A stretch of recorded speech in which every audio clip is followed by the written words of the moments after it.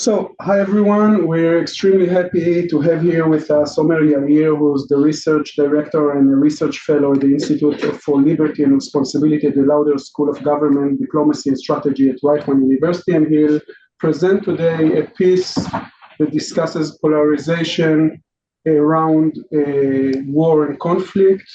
Omer, the floor is yours. Thank you. Thank you all for the invitation. Great to be here. I always love the view here at university. Okay, so this is a working paper. This should be a research note. We hope to hopefully just send it out, I don't know, in February sometime.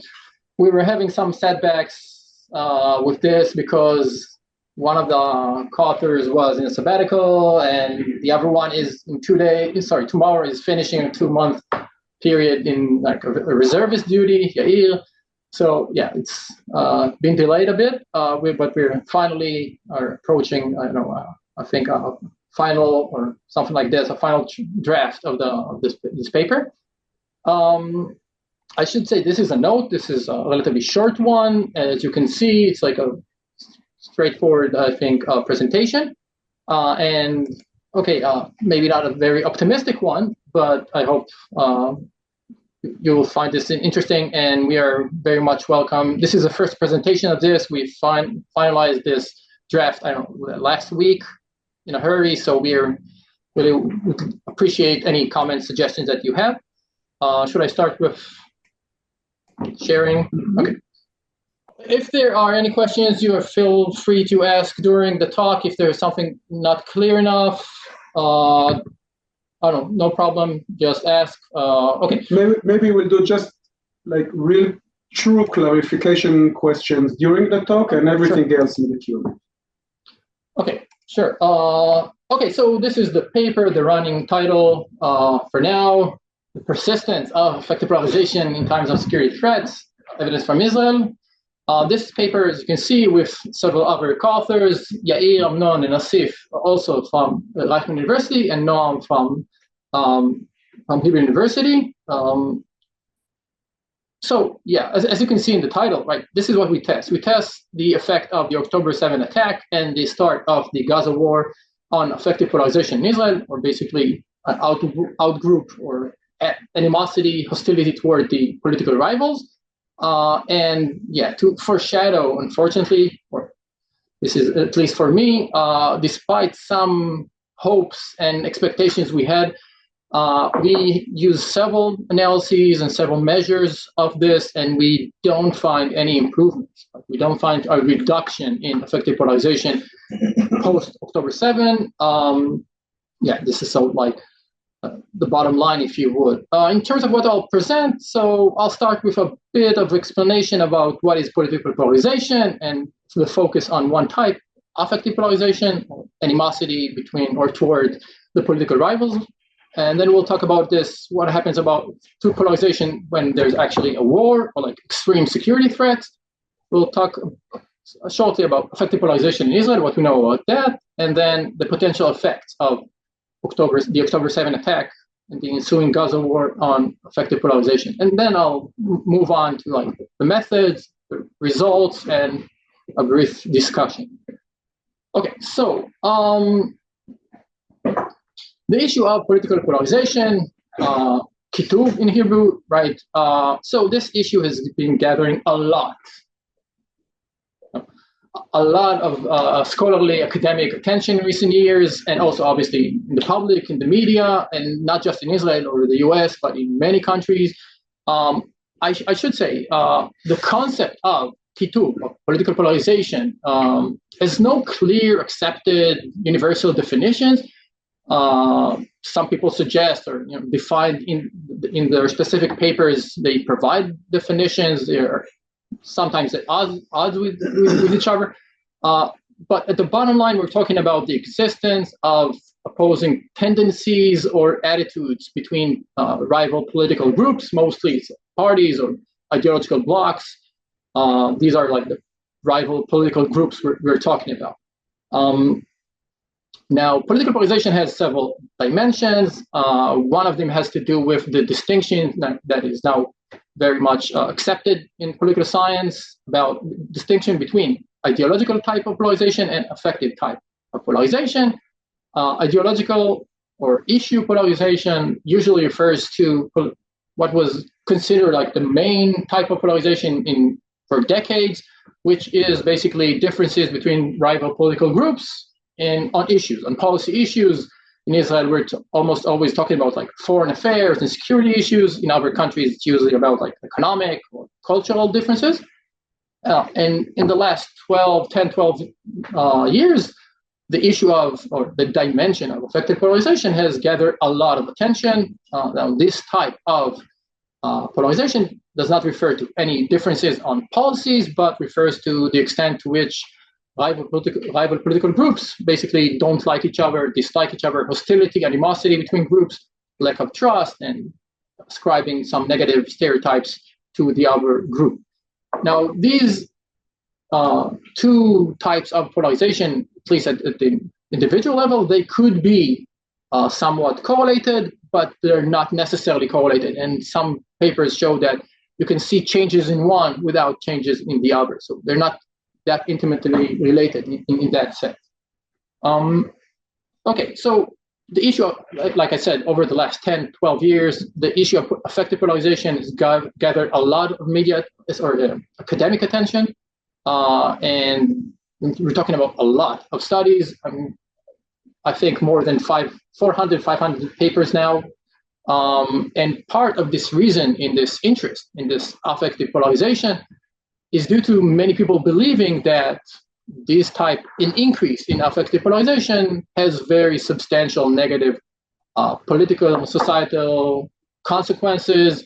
Mostly the concern about increase in affective polarization leads to democratic backsliding and, parliaments being malfunctioning or stop functioning at all, gridlock, and, in not just in politics, but, in outside, like in society, people saying that there are few economic transactions and, families being torn apart because of this. So a lot of concern about the negative consequences of affective polarization. So this is part of the reason of this scholarly interest. Okay, so there are some scholars who are questioning the negative downstream effects of affective polarization. It's still somewhat debated, but many people believe that this is the case.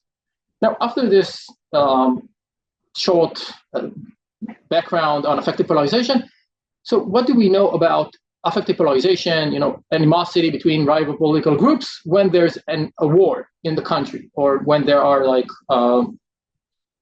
extreme security threat? Now, on this specific type of scholarly, you don't see a lot of papers. Talking about, I think, less than 10 papers that I know of from the last recent years that specifically deal with this. So what does the literature tells us about affective polarization during war? So for many years, there was this accepted notion of what Rachel Merritt calls the external threat hypothesis, which is basically that once there is a grave security threat, we see a decrease in affective polarization. You can see the citation here: security threats from foreign adversaries reduce polarization among officials and the public. And she says in this relatively influential paper from 2021 that basically what this external threat does is it heightens the salience, the importance, if you would, of the national identity of people, like the identity of being an Israeli, at the expense of other identities, like being a leftist or rightist, for example. In the US, it's like Republican and Democrats, or other countries, right? So it is becoming a much more important identity, like being an Israeli when there's a war, when everybody is threatened. So, and this basically causes a reduction because of people, both leftists and rightists, working together against this common threat or enemy. So this is the main suggestion in this external threat hypothesis.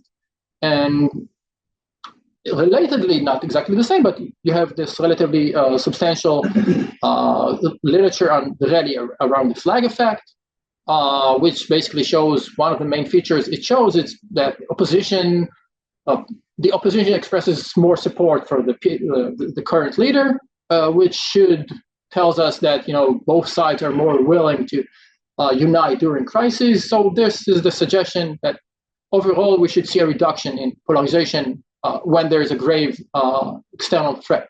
And there are several recent studies that actually show this, provide some empirical support for this in experiments. These two papers are from the US, and they show some support for this hypothesis. For example, they show Schwartz and Tierney that when the external threat is considered is shown as or depicted as vivid compared to like ambiguous, there is more reduction in affective polarization. And when there is elite agreement, politicians support that this is a grave threat. So you see a reduction indeed in polarization. After saying this, on the other side, you have in addition several other recent papers from different countries, not just the US, but also Israel and Korea, that basically show opposite results. They show that either there is no change in affective polarization when you show respondent increased threat for respondents, or there's actually in some cases even increases in affective polarization. According to Tal El and her colleagues, Tal just finished her PhD in communications at Hebrew University, now at UPenn. So what they show in this paper that in some cases we might even see an increase in affective polarization when there's an external threat. And one of the reasons is because some people consider the rival political group as actually an internal threat, because supposedly the rivals, the opposition, didn't take seriously this external threat. So, they underestimated the extent of the threat. So we treat them as an internal threat, and consequently, we like them even less. So you also have these opposing attitudes, basically, and other also related studies show that in the US, for example, after years of substantial affective polarization, you see that there is some sort of a status quo that has been put in place there. Almost no changes during electoral campaigns, or even after the assassination attempt on then former President Donald Trump in July 2024 in Pennsylvania in the US. They didn't see any changes, almost no changes in affective polarization, even though there was this violent conflict or assassination attempt there, or very polarizing electoral campaign, no changes in affective polarization. So what I can say about this literature, about polarization under extreme threat, we don't have any consensus on the effect of war on affective polarization. And I should say, before moving on to the Israeli case, most of these studies did not study the effect of war, of an actual war. People in the country experiencing war, on the effect, on its effect on affective polarization. What they usually did is what we call priming experiments, basically reminding people in the US about threat from China or Russia, but not actually the effect of war and sirens and rockets and obviously all this. And this is what we do in this project: test the effect of actual war on affective polarization. A few words about polarization in Israel. You don't have many papers on this, on affective polarization in Israel. The first one, I think, is Michal Shamir's, there is the one before that in 2014 one, but this is one, Michal Shamir, the book chapter, who basically tried to track affective polarization over time in Israel. I think at best, 10 papers on this in Israel, to the best of my knowledge, maybe slightly more, no more than that. I should mention one recent book, a book chapter I wrote with Yair Amitai and Noam Gidron. Basically, we tracked affective polarization before elections from 1992 to 2022, and we don't see any substantial increases in ideological polarization over that time, but we do see substantial increases in affective polarization since 2009 mostly. You can see here, I'm not sure. So you can see this is basically the bottom line here, the out party effect. This is how the voters of the two largest parties, how they treat the effective evaluations of the rival political party.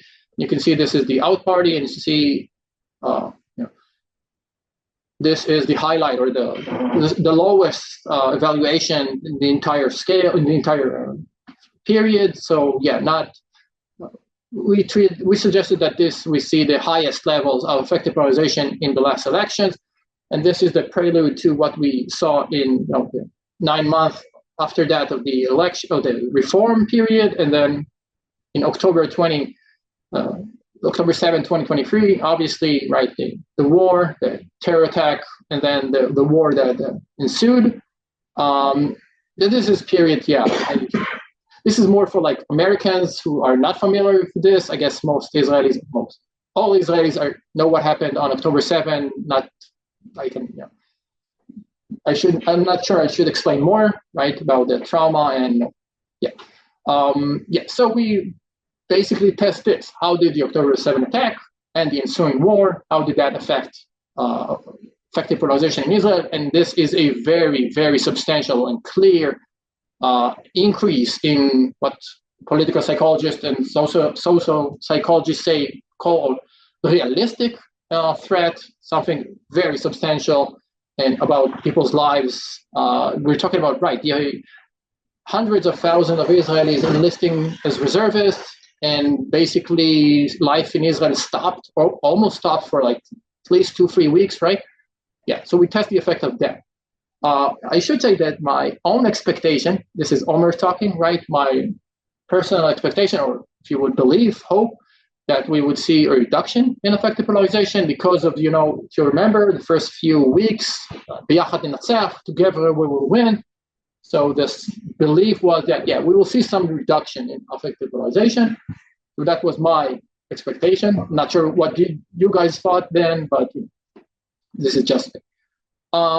One thing I should say before moving on to the methods is more of like a meta observation, if you would. Almost 2 years after October 7, 2 years and 3 months, almost all published papers on the effect of October 7 are not from the social sciences disciplines. Almost all of them are that I've seen, and I'm talking about dozens, are from more clinical fields or like public health. If you want, I can give you. You could look it up at like Google Scholar. You will see plenty of those.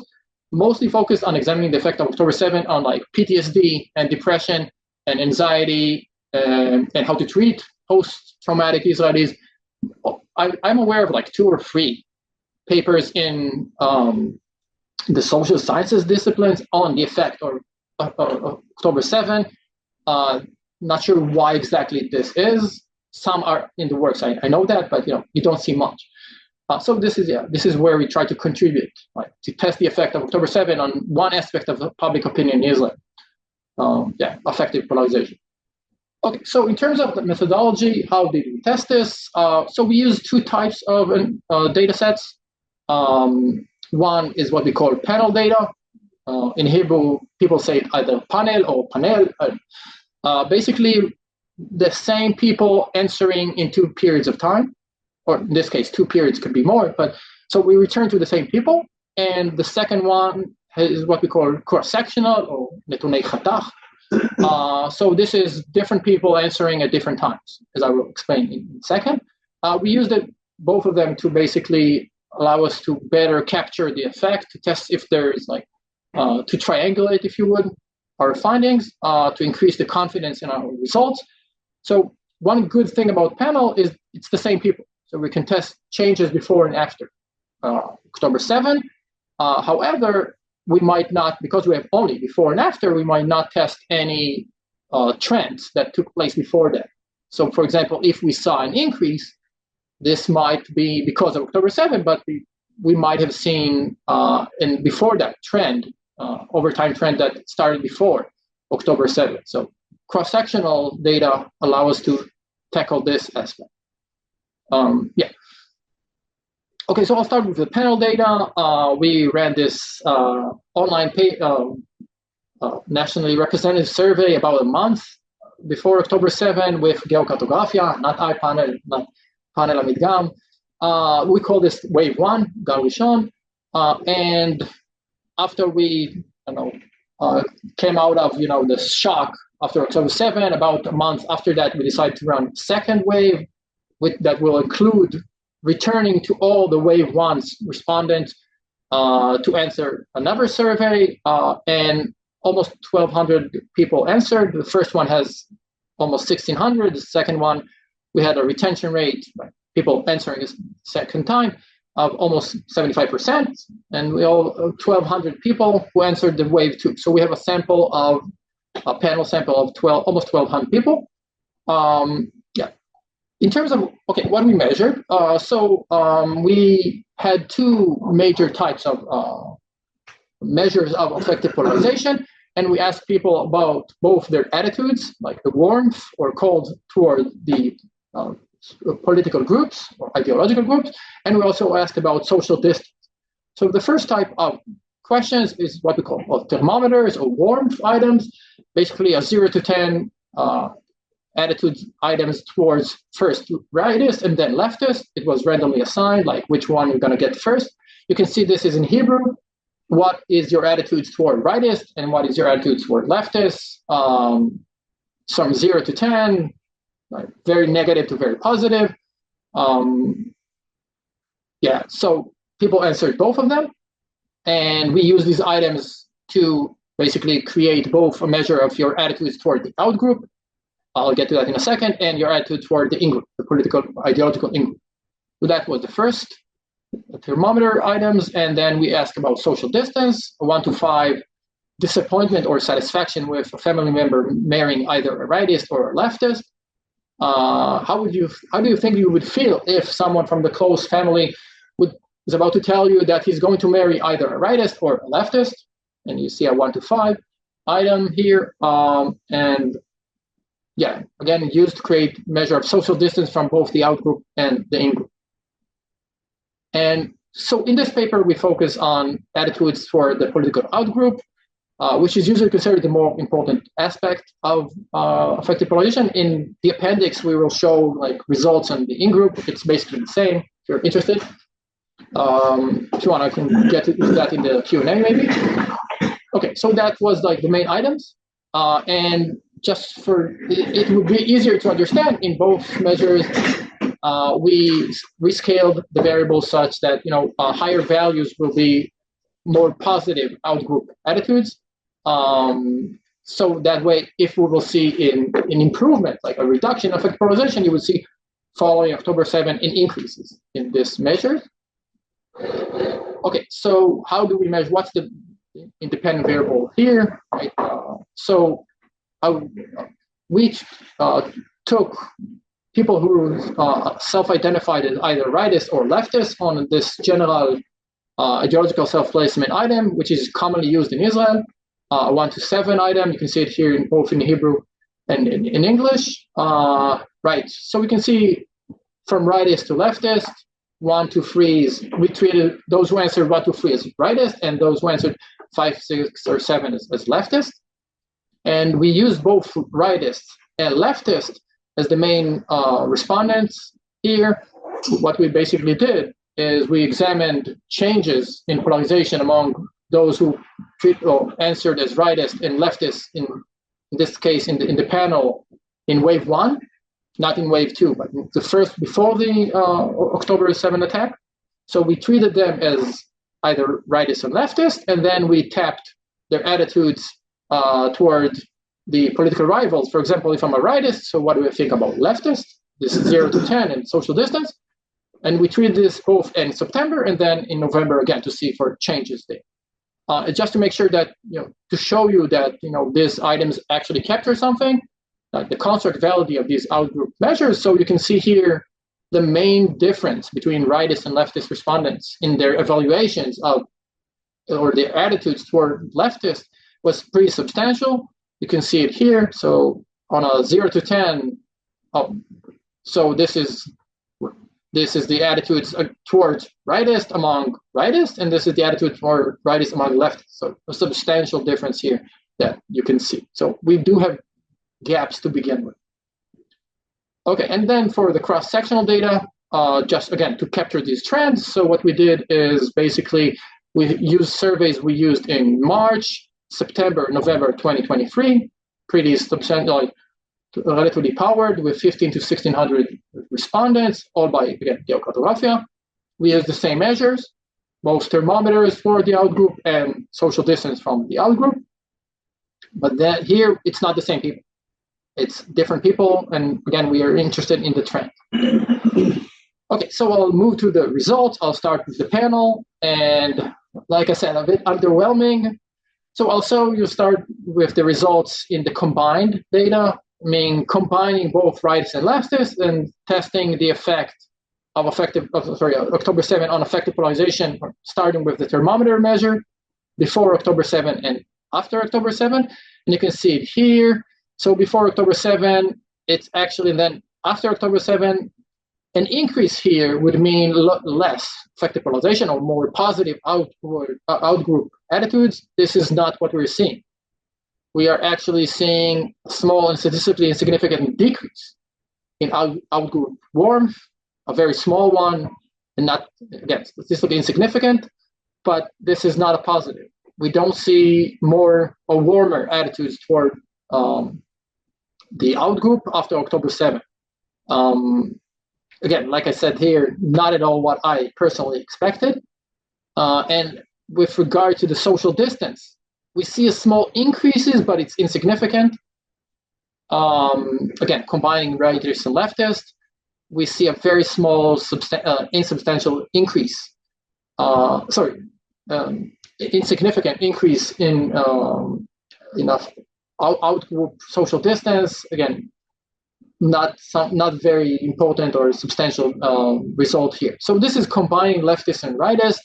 What about the differences between rightists and leftists? We do see some changes or some inconsistency, if you would. So this is the outgroup warmth measure. We see opposite directions. The effects are not substantial. Actually, among rightists, their attitudes towards leftists substantially or significantly even decreased, not by a lot, 0.2 on a 0 to 10 scale, but actually rightists evaluated the warmth toward leftists actually slightly decreased. Again, not what we expected. And among leftists, we saw some increases, but it's not statistically significant. And on the social distance measure, we don't see any substantial results here. And I should say that, so moving on to the cross-sectional data, so even if you don't see substantial trends, you can see, so maybe there was an increase in affective polarization in the 9 months before October 7. So, right, maybe the October 7 attack maybe stopped this negative or this increase in affective polarization. So maybe there is some stopping this negative trend, this increase in affective polarization. This is not what we're seeing here. Right, again, we compare these three time periods. These three surveys, March, September, and November 2023. This is the regression results.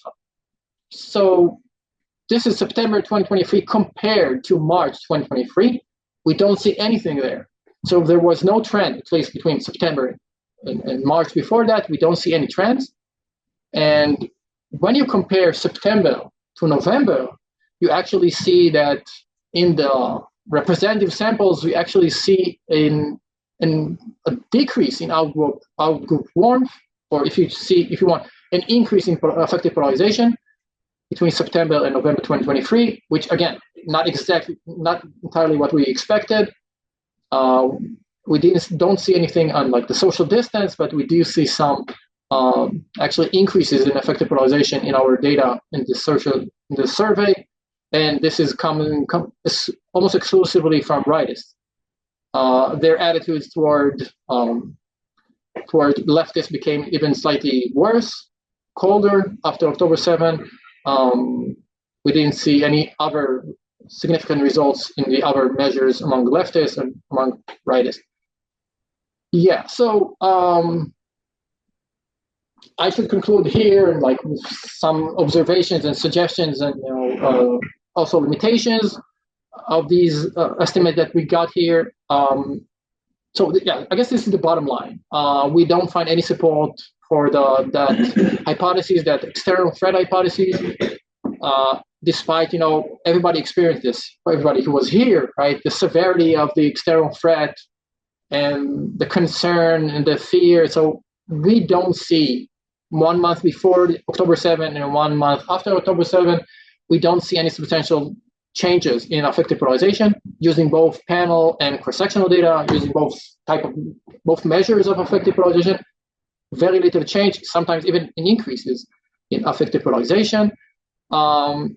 This has made us think maybe we're seeing some sort of calcification of polarization in Israel, histeidut, I guess that no one uses this, I guess, in Israel, this word, some sort of persistence of polarization in Israel, maybe because of, we got used to this high level of affective polarization in the recent years. So maybe we're past this threshold, such that, partisans, even when there is substantial threat, you don't get to think of the political rivals in better terms, even when you see this increase in a very acute external threat. Obviously, there are some limitations for this paper. First of all, obviously, this is just Israel, was just one single, very extreme case study. And more than that, it's like Israel is relatively unique in the world, in the sense that in the democratic world, the Western world, in the sense that the main policy issue dividing leftists and rightists or liberal and conservative, is usually treated in Israel as like the foreign affairs security aspect. This is not common in most democracies. It's like the cultural/economic dimension.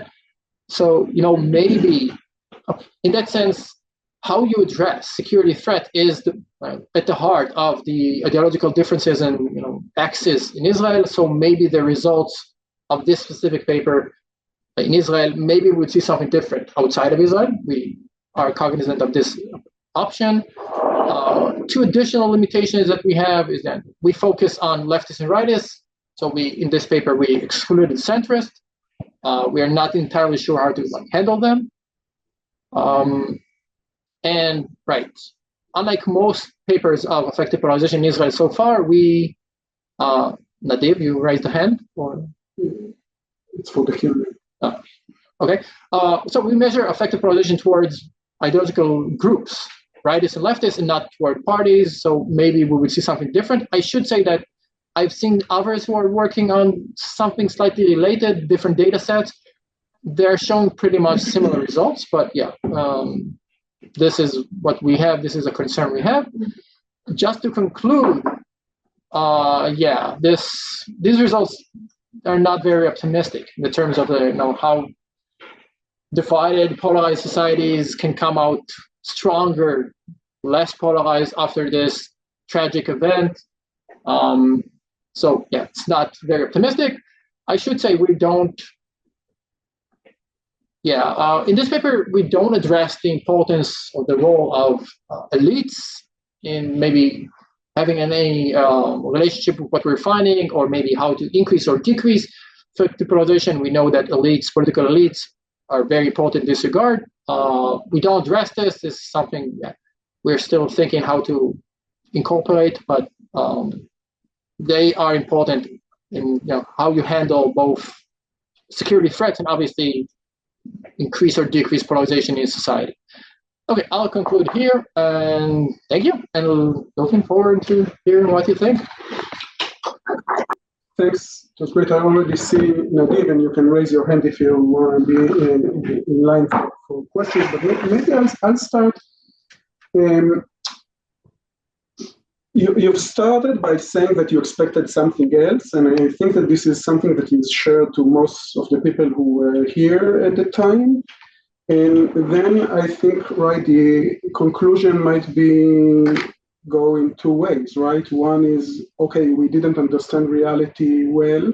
This paper actually tells us that there was no this type of rallying around the flag, or there might be something about the way that you measured what was happening, because we did see not only anecdotal evidence for this type of solidarity or whatever, we saw it on the ground with hundreds of thousands of people doing things voluntarily to help the situation, feeling something very strong. We also saw differences in the type of demonstrations, right? The vibe in the demonstration, at least in the first few weeks. So all of these are not just anecdotal, but real changes in reality that I would suggest that this intuition was had something to do with it. So I have maybe 3 points to think about the way that you measured it. One is the decision not to include the center. Because if you think about the democratic struggle in 2023, the center was at the heart of it, right? Like Yair Lapid and Benny Gantz were much more present than those who are, I would say, the core leftists. There were even maybe some of them were even some hostile towards some segments of being maybe too focused on democracy and not on other structural problems in Israel and so on. So I would think that you would measure them in terms of they would be more hostile toward the other and what happened to them. And you also see in this regard a trend in your results that much more people are not sure whether they're in their position, whether they're rightist or leftist in the November panel compared to the September one. There's a move towards more right-wing positions. So what does it tell us in the broad scheme of things? The second is, okay, so there was a retention of 75%, but who are the 25% who are not part of it? Are those people who are in reserve service and maybe are more inclined to be more warmth maybe to the other side? Are those people who are affected by? So we know, right? You have like broad demographic measurables, so we know how many of them are women and men and ages and so on, but we don't know who they are. And I would assume that it's not just some random linkage. And the third is that maybe what you said, like Yachad Menatzeach and so on, captures something a bit different because, and you mentioned measuring right and left. Right and left to a large extent is imaginary other. So you imagine who's this leftist or rightist who might not even exist. It's like the complete otherness. But maybe other questions such as how do you feel about the community? What do you think about your fellow citizens? It captures more the sentiment towards actual other people rather than this imaginary enemy that we have or not have on the other side that might capture this rallying around the flag phenomenon better than like traditional polarization accounts. And maybe just the last thing that I think that the examples were very different in the sense that I think that the definition, which is I'm explaining when you describe the phenomena, I think that one of the explanations capture it really well. So we have an external threat that is shared in the eyes of the community, and then we're rallying around the flag or something like this. But the empirical studies that you've mentioned, like the assassination attempt on Trump, doesn't capture this type of phenomenon. So what you are doing is great. This is exactly it. But the two other examples were part of the collision in this type of society, so I wouldn't expect to see the same effect. We're trying to pander to the American reviewer. Okay. Should I answer now or should I? Yeah, we'll start like this and then we'll collect one. Okay, so, well, thanks. We are still considering what to do with center, sorry. we asked them both about like attitudes toward rightists and leftists, and we didn't see much changes among like both panel and we did see some changes, but not like very substantial. We're still thinking how to handle this. We are concerned about like trying something new because no one has done this like this.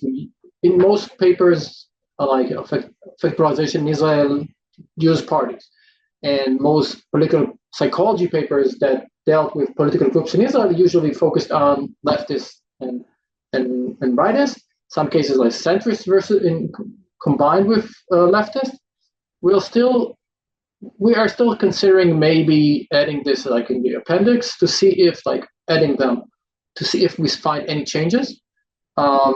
Did you do it? Did you measure center left together?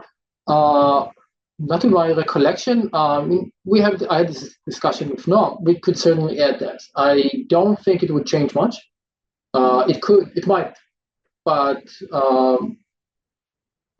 we should take a look just to verify and make sure, even if it's just in the appendix, like to drive home the point of, like what you said, they can be treated as part of like combined with the center left. Okay, sure. About the attrition, like who are those people who like 24% who did not answer? So in terms of attrition in the panel, we did find differences and we will add this to the appendix. We did find like differences in like age, and if I remember correctly, gender. Mm-hmm. Older people answered were more likely to enter the panel, answer the wave 2 section, and more males compared to females in wave 2 compared to wave 1. However, importantly, we didn't have any differences in terms of like the dependent variable.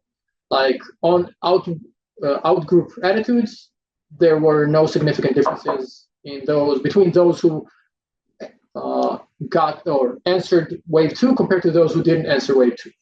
So the attrition is not on the dependent variable, which is very important for us, like in terms of like identification-wise. So on that, we can say that we can reject the suggestion that people self-selected into wave 2 based on affective polarization levels. So at least that we can say. Even though we do find some minor differences, like leftists and rightists, and Jewish versus Arab, we didn't find significant differences there. Okay, so that's on that. You are correct, I think, that these dependent variables could be problematic, and maybe other measures could be better capturing this Yachad Nenatzach, together we'll win after October 7.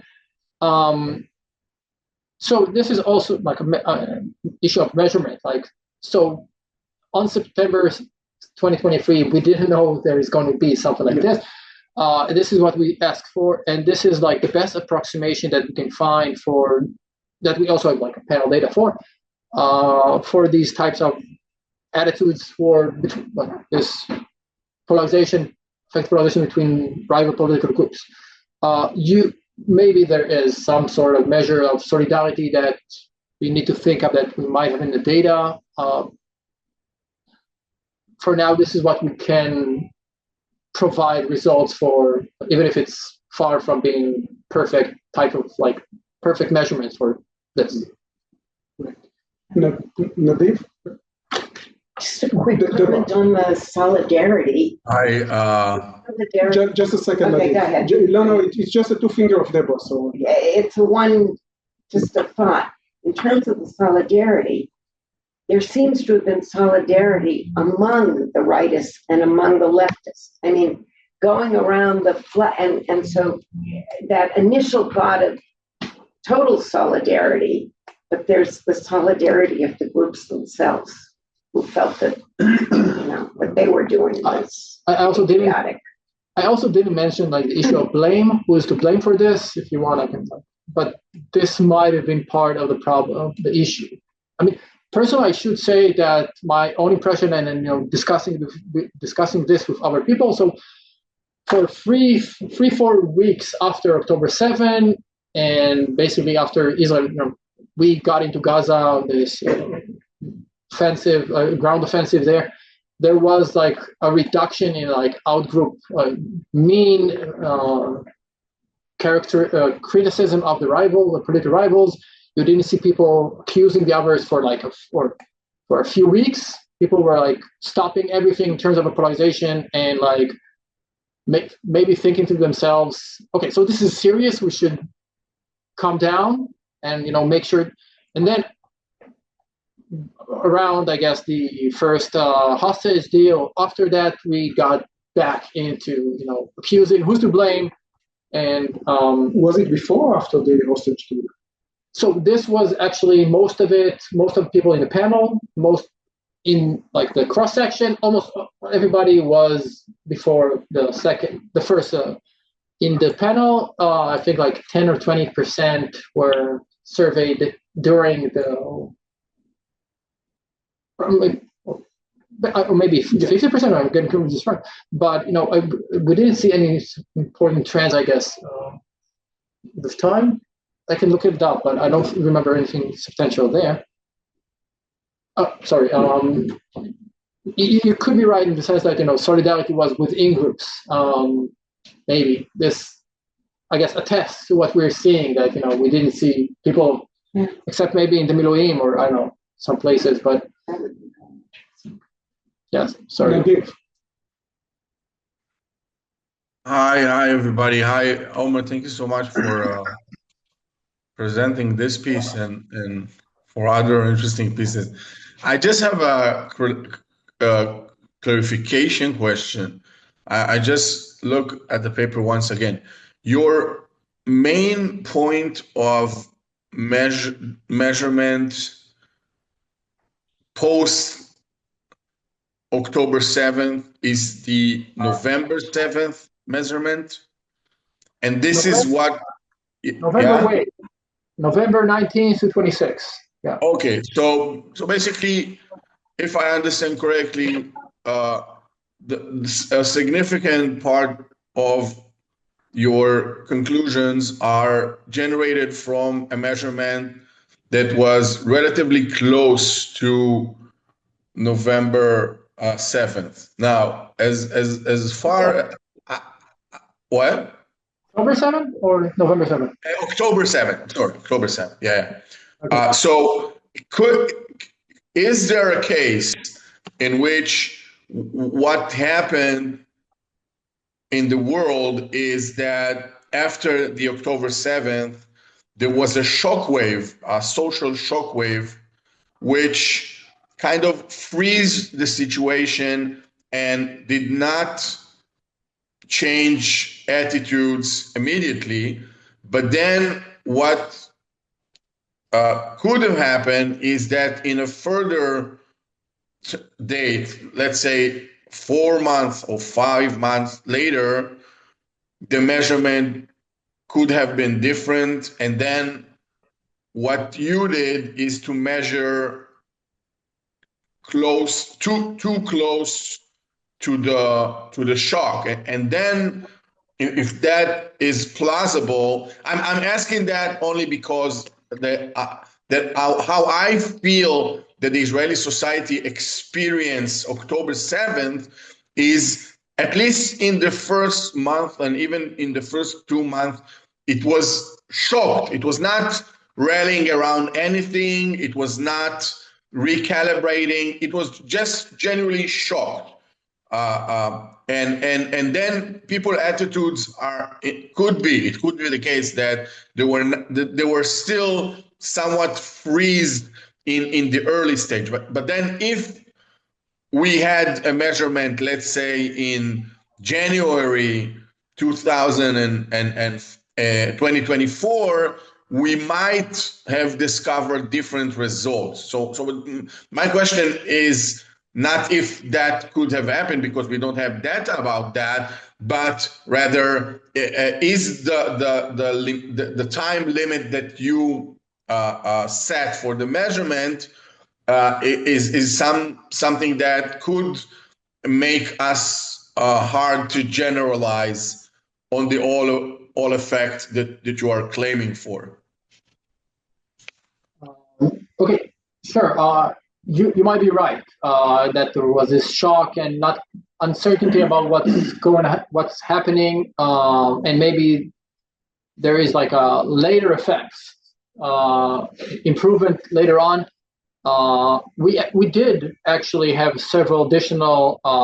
So for the panel, we actually have a wave 3, which we don't mention here because we want to focus, like, make a short paper on like just before, just after, to capture this effect of like the war, October 7 and the war. We keep track and keep asking those questions. And the third wave is corresponding with the same. Yeah, I mean, so the problem is that, we asked this again in September. So sorry, in March 2024, like 5 months after October 7, and many things happened since then. Not just just October 7, the start of the war, which was on everybody's mind then, right? We don't see any improvements, I should say. For us, that's important. We actually see to some extent, we see even further, and we asked it again in May and then August 2024. We don't see improvements. I wish we could, maybe even some deterioration in that sense. Both with a panel, we stopped it in March, but in future studies, surveys, we don't see an improvement. This persistence that we're seeing, it keeps on. And we did see, I should say, we did see before the last elections, we did see in our data, in this like leftists and rightists, we did see an increase in affective polarization just before the elections. But, in this, after October 7, we did see any improvements. The problem is, in terms of I can reason this in like terms of strategically, in terms of our goals of trying to publish this, in terms of like identification, a month before, a month after, it's clearer and easier to explain, and to defend, I guess, identification-wise. I should say we don't find any improvements later on, in the sense that if there was this freeze and uncertainty, we see that increases with no improvements later on, month following that. Unfortunately, I should add, but yeah, we don't find any improvements there. Nadav? You're muted, and Nadav, you're muted. Am I still muted? No, now you're fine. Oh, thank you for this interesting paper that also gives us the opportunity to rethink old established notions like the rally around the flag phenomenon. I'd like to, I wonder about the framing or the basic design of the research. So it seems to be that you juxtapose or like examine the relations between the rally around the flag and external threat, like particularly war, and to see whether the rally around the flag phenomenon is still valid today or can overpower affective polarization and so on. But I wonder if there's an intervening factor, or at least a third variable that can somehow help us to better understand what we see here, or have some explanatory value or force. And in particular, so basically, we would like to understand why and under which conditions the rally around the flag was very significant phenomenon in the past and in other parts of the world, maybe today, but not in contemporary Israel, before and after the October 7th. My hypothesis would be that the intervening factor is autocratization, or at least some segments of it, where the state apparatus and ensuing societal areas like the economy and the media and some important mediating elements are different than they used to be in the past, and in other countries that are not experiencing countries that are not currently experiencing active autocratization, even if they do suffer from affective polarization. And so maybe that's a different lens to look at the relations between, and I know that we have a turbulence of causes and effects here, because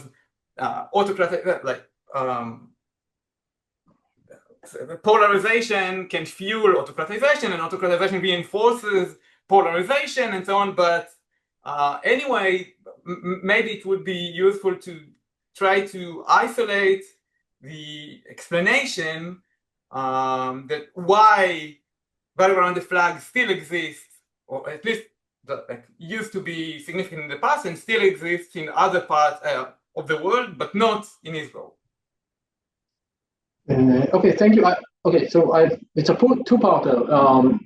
First, I should say that in terms of attitudes toward Benjamin Netanyahu, Prime Minister, after October 7, we didn't see a rally around the flag in support for Netanyahu. We saw evaluations toward Netanyahu decreasing, mostly among its supporters or the coalition voters compared to before that. So to begin with, we didn't see a rally around the flag, presumably because he was supposed to be to bring security and Mr. Security. Maybe other reasons, not sure. To your question more specifically, so there are actually, and we cite one of these papers in our paper, there are several studies from recent years, including one by Yuval Feinstein from sociology in Haifa University. I don't know if you know. So he studies rally around the flag effects, and in his papers he's showing that we had rally around the flags in Israel, in previous military clashes in Gaza. We don't see it now, and him and other scholars are suggesting that once you have high levels of polarization to begin with, you don't see rally around the flag effects. So because of this, negativity toward hostility toward the outgroup, you don't see when there is it's obviously related to what we're seeing, but not in terms of actual war, maybe substantial war like this. Some people suggest that, I think that, I'm not sure exactly what was the case study specifically there.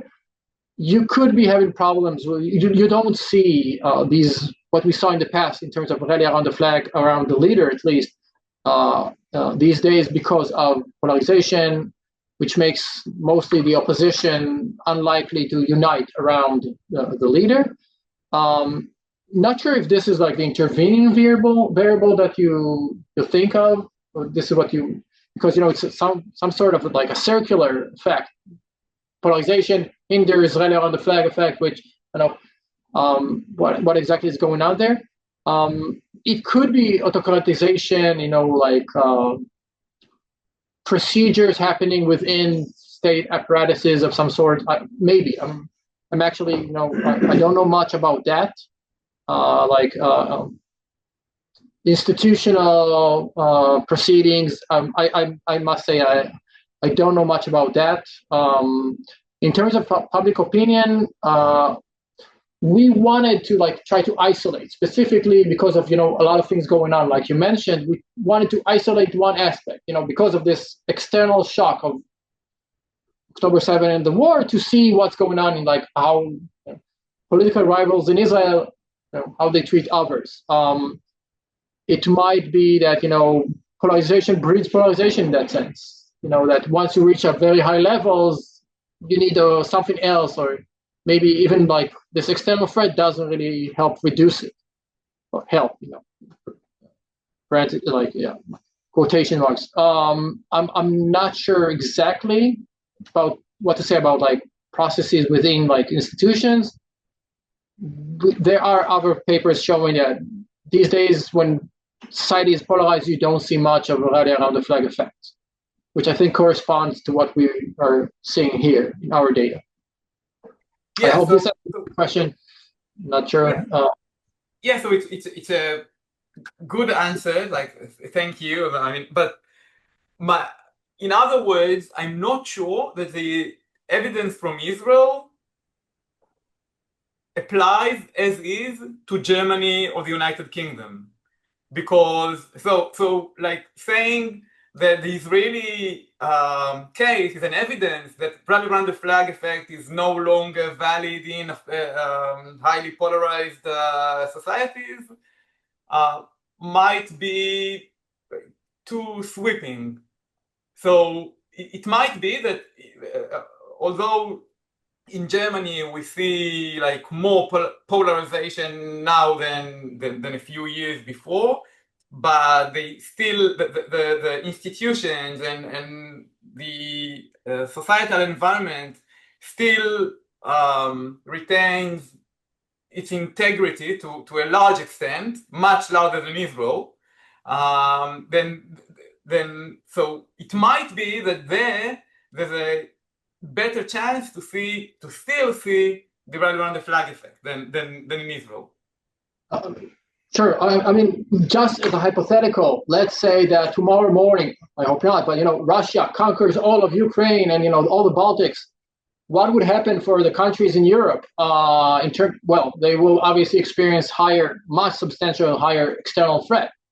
So if what we are seeing in Israel is correct and applies to other countries, but obviously not all countries in Europe are as polarized in Israel, we might see no changes in affective polarization if we apply from Israel to these countries following such, a change in strategic change in Europe.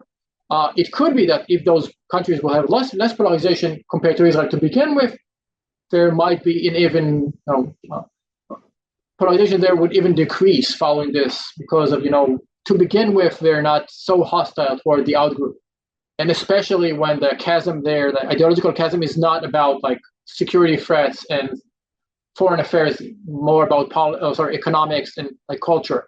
We might see different results there.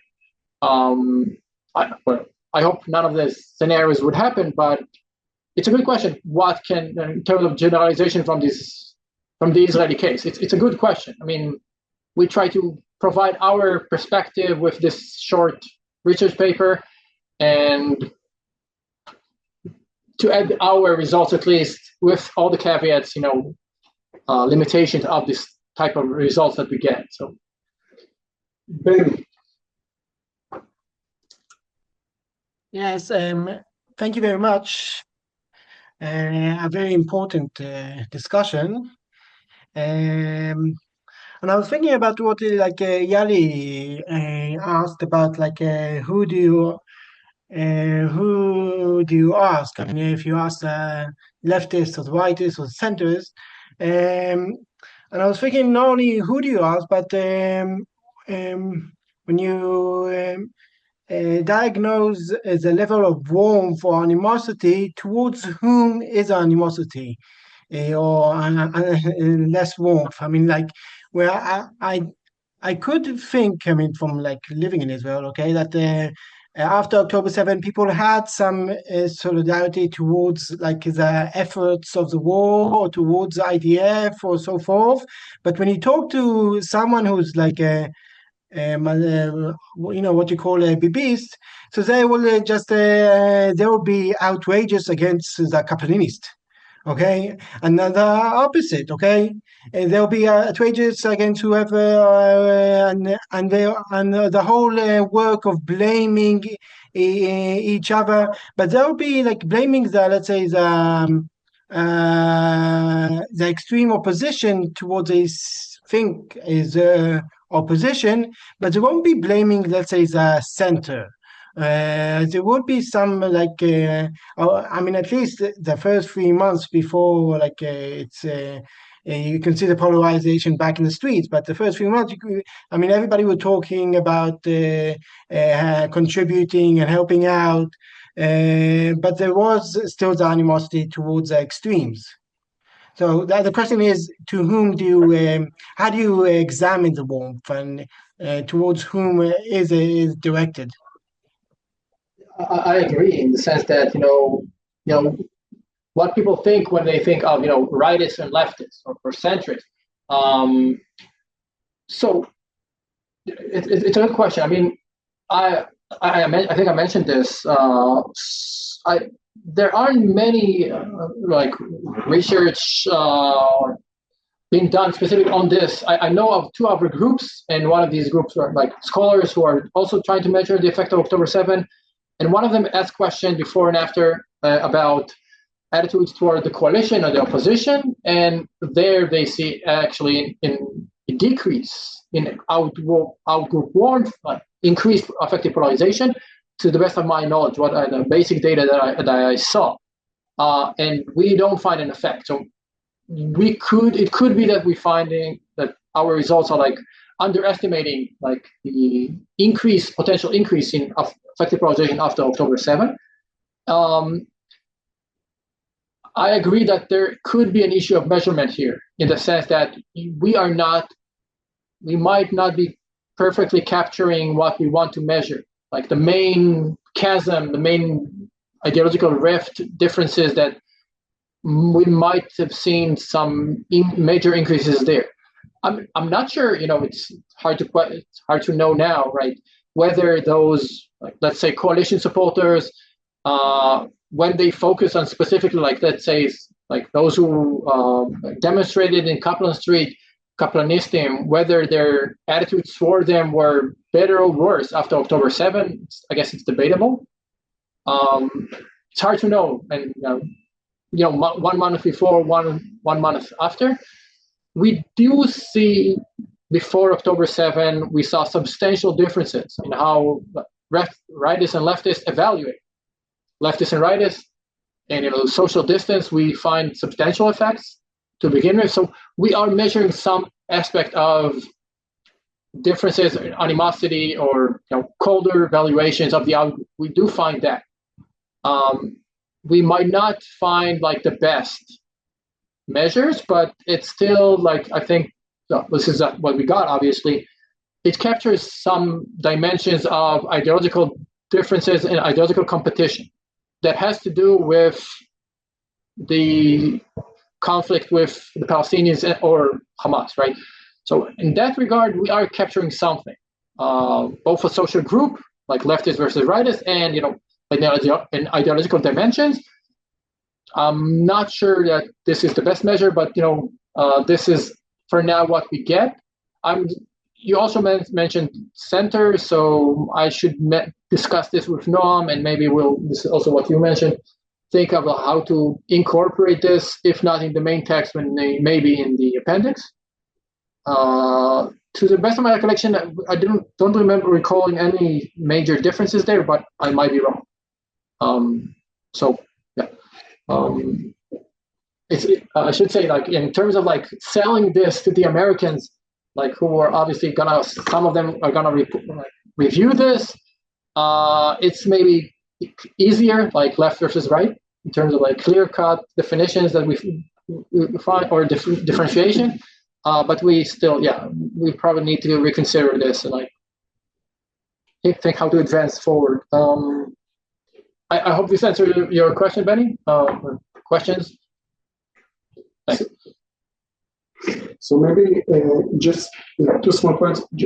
First, about selling, I think that it's easy if you show from the data that the vast majority of opposition are center-right. So it's clear if you look at the percentages and you add the the center-left, they're almost all of them voted for the opposition. In this sense, I think it's easy to sell it if it means something. I would say that I suspect that you'll find significant effect what you now only see as a marginal. I think it's now 0.7 or something. What? Sorry? Now you see a trend for left voters that are more favorable towards the right, but it's still not significant. And I would think, this is my guess, maybe you'll update us, that if you let the center, it will be as significant as the right wing to the other direction. Improvement or? It will strengthen the warmth towards the right. Yeah. And it will pass the significance. But very much. Yeah, I had a small question about the notion of rallying around the flag. If we think about it in our research, so empirical research about court behavior demonstrate that they're much more deferent to the authorities in times of war and security-related issues. So the measure is not support for the leader, but about substantive policies and to what extent you're rallying around the flag, meaning in line with state positions. And I think that maybe this effect would exist, and it's demonstrated through you can see there's a trend towards more right-center. I'm not sure where I'm at among the population in the panel from September to November. And also, if you would have measured substantive positions, for example, support for the war or whatever, just after it began, you can measure this like before the war, like changes, right? Yeah, you can measure the changes, but we can see. So, for example, if we look at court behavior, we see security cases at times of when there's no ongoing hostilities, and in times of hostilities, and we see a very different behavior of the court. And in this way, I think it's another way of understanding rallying around the flag. So even if you blame the leader, for example, you think that Bibi was responsible for everything, he must go, and so on. In terms of substantive policies, we see convergence among Israelis from all sides in terms that there's less differences regarding policies that relate to the hostilities. I should say that we found some convergences, but not in all cases. So, for example, we ask every 6 months or so, and also before, we asked this just before September, and then again in the panel in November, we asked support for a death penalty for terrorists convicted of murder, and we saw convergence there with people on the left coming much more supportive of this. On other aspects, we saw the opposite in terms of support for this two-state solution. We find increased polarization, not decrease, with rightists becoming much less supportive, even less supportive of this. No changes among leftists and centrists, almost no change. In some aspects, we didn't find just before, just after, we didn't see any meaningful support. For example, the reform or the judicial reform and economic aspects, we didn't find any substantial changes there. So I should say, yeah, we didn't, in this regard, we didn't find rally around the flag in terms of more support for the policies that the government is supporting in that sense, at least with regard to the reform and and annexation. We didn't find substantial. We actually saw some small increases in polarization, issue polarization there. Yeah. More questions? You just want to focus, write a 3,000 word piece on this and Definitely. Yeah. So maybe, Omer, do you want to have some major conclusion? A very positive one that is, again, I don't want to speak on behalf of everybody in the other co-authors. I wanted to find something positive after October 7. We don't find it. We are seeing to that extent some sort of persistent, at least in terms of what we have data for, leftist versus rightist. We don't see an improvement. We see it's pretty stagnant, pretty persistent. And I think there is this, not a consensus, but a very strong suggestion among scholars of affective polarization that elites are very important in that regard. Elites in media environments, in that sense, are very important. I remember starting reading in 2018, 2019 about how politicians use polarization not in Israel, but like Erdogan in Hungary and other countries. And since then, I started to get concerned that there's this status quo, like what's the word, equilibrium of increasing polarization because it helps our side in winning. I hope that we'll find a way out of this. It seems that this is the case in Israel, in terms of like we galvanize support among our supporters. And I was really hoping that after October 7th this would change to some extent. We are not seeing this in terms of like out-group attitudes, at least. There's a lot to study and think of how to bring people together, I guess, in Israel. If you have any suggestions on how to do that, feel free to offer them. Maybe we could test this. Thank you for your comments, and thank you so much.